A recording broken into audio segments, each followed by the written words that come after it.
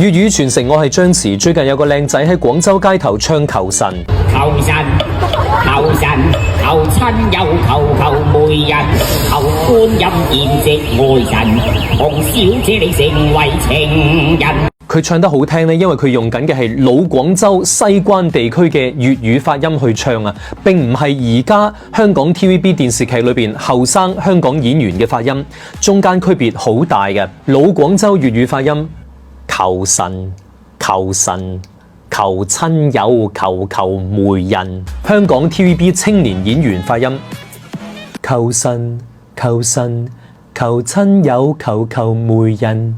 嗱，區別好大嘅。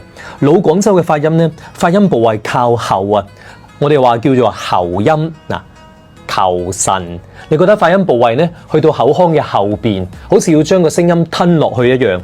求神嗱，而香港青年嘅發音呢，發音部位靠前啊，係喺口腔前部，用力呢係條脷去用力。求神求神，所以劉德華、周星馳20-30年前嘅經典港產片呢，佢用緊嘅都係老廣州嘅發音啊。嗱，譬如別人笑我太瘋癲，我笑他人看不穿。